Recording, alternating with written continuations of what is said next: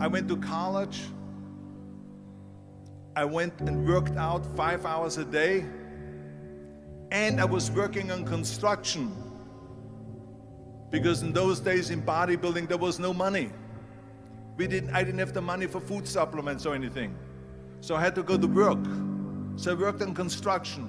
I went to college. I worked out in the gym, and at night from 8 o'clock at night to 12 midnight, I went to acting class 4 times a week.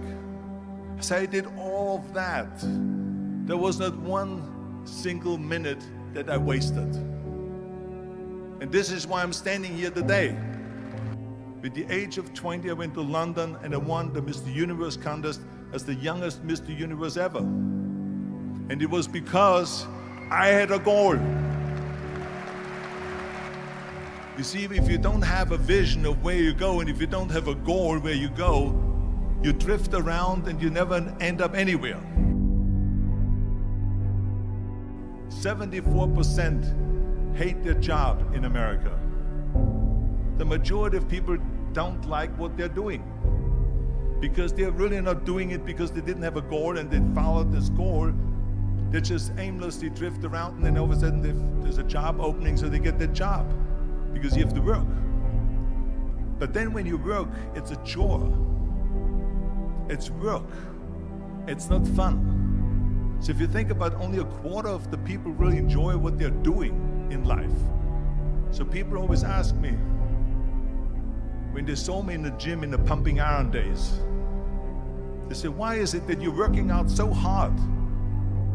5 hours a day, 6 hours a day, and you have always a smile on your face.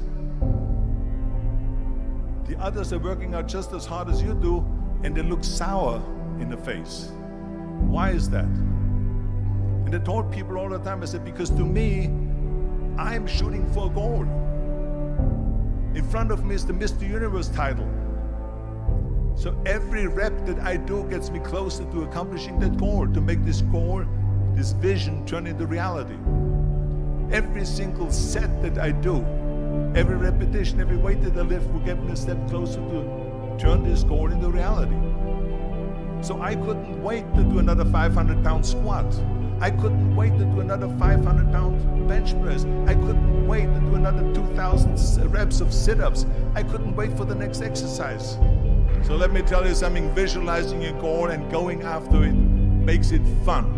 You got to have a purpose no matter what you do in life. You got to have a purpose. And Muhammad Ali worked his butt off. And I saw it firsthand. And I remember that there was a sports writer that was there in the gym when he was working out and he was doing sit-ups. And they asked him, how many sit-ups do you do? And he said, I don't start counting until it hurts. Now think about that. He doesn't start counting his sit-ups until he feels pain. That's when he starts counting. That is working hard.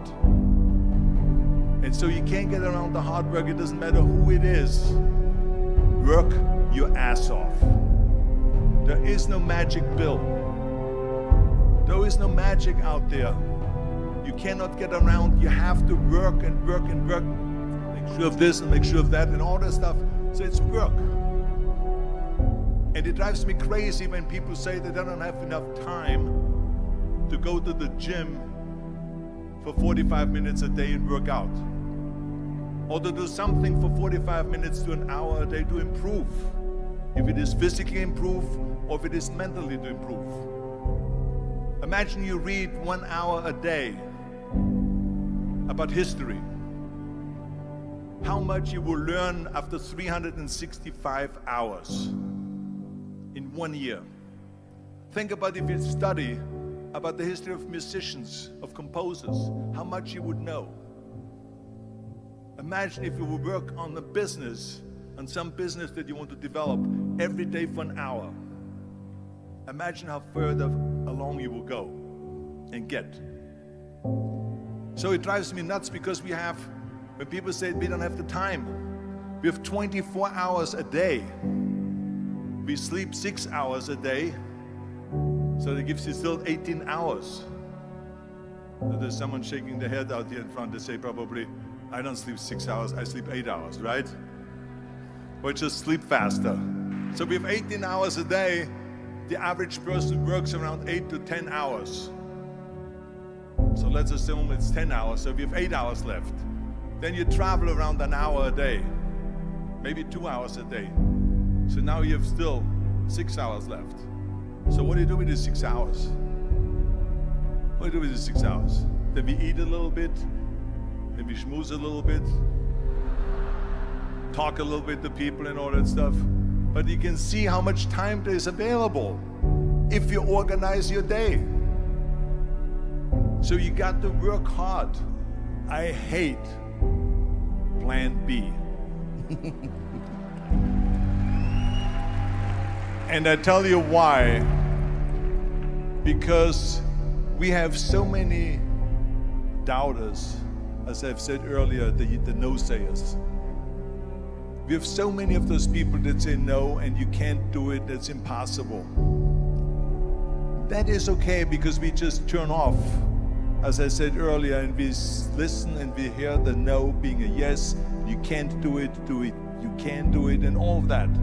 So that is possible to do that amongst all the negative people around you. But when you start doubting yourself, that's very dangerous.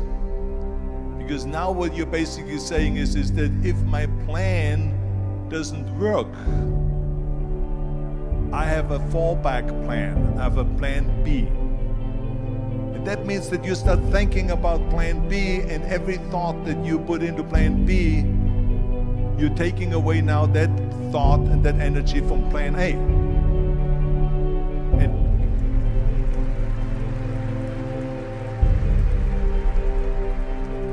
And it's very important to understand that we function better if there is no safety net, because plan B becomes a safety net. It says that if I fail, then I fall and I get picked up and I have something else there that will protect me. And that's not good, because people perform better when there's no safety net. People perform better in sports and everything else if you don't have a plan B. I'm telling you, I've never ever had a plan B. I made a full commitment that I'm gonna go and be a bodybuilding champion. I made a full commitment that I'm gonna be in America. I made a full commitment that I'm gonna get in the show business and I'm going to be a leading man. No matter what it takes, I will do the work. I will do the work over and over and over until I get it. And the same was in politics, in everything like that. So to me, it is very dangerous to have a plan B, because you're cutting yourself off from the chance of really succeeding. And the reason, one of the main reasons why people want to have a plan B is because they are worried about failing. What is if I fail, then I don't have anything else? Well, let me tell you something, don't be afraid of failing, because there's nothing wrong with failing. You have to fail in order to climb that ladder. There's no one that doesn't fail. Michael Jordan said in one of his interviews, when they said, "You're unbelievable, you're the greatest basketball player of all times." I mean, tell me about that. And he says, well, you're just mentioning the successes. But he says, for me to become the greatest basketball player, I missed 9,000 shots when I was playing basketball at the NBA games. So during these games that he was so successful, he missed 9,000 shots. Does it make him a failure? No. He's one of the greatest basketball players of all times, but he failed 9,000 times. Do you get it? We all fail. It's okay.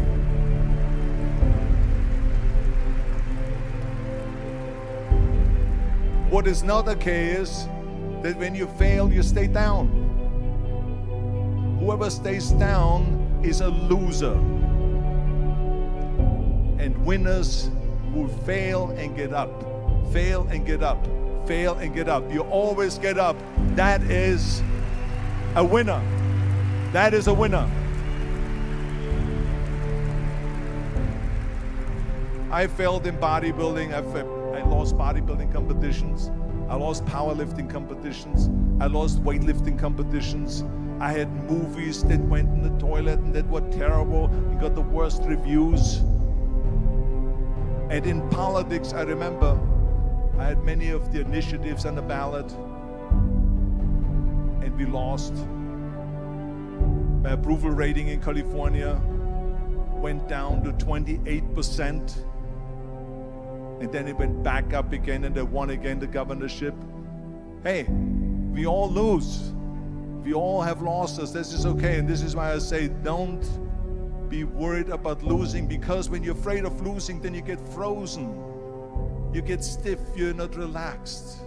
You got to be, in order to perform well in anything, if it's in boxing or if it is on your job or with your thinking, is only happening when you relax. So relax. It's okay to fail. Let's just go all out and give it everything that you got. That's what it is all about. So don't be afraid to fail.